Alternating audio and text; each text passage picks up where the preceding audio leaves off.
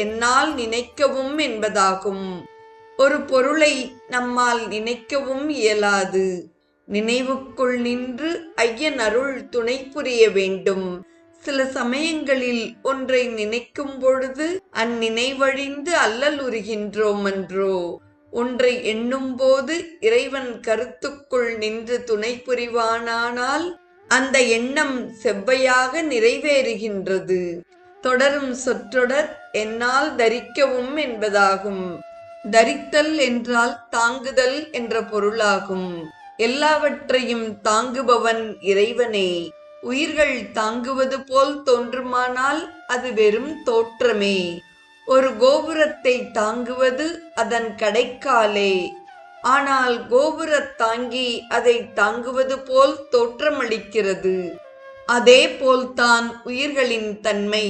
கண் எல்லாவற்றையும் காணுமானாலும் கதிரவன் ஒளி துணை புரிந்தால் ஒழிய காணும் ஆற்றல் கண்ணுக்கு இல்லை என்றோ. அத்தன்மைதான் உயிர்களின் செயல். பரம காரணமாக நின்று இறைவன் எல்லாவற்றையும் இயக்குகிறான். அதனால் இறைவனுக்கு இயவுள் என்றும் எல்லாவற்றையும் செலுத்துகிறான். ஆதலின் கடவுள் என்றும் திருநாமங்கள் ஏற்பட்டன. தொடரும்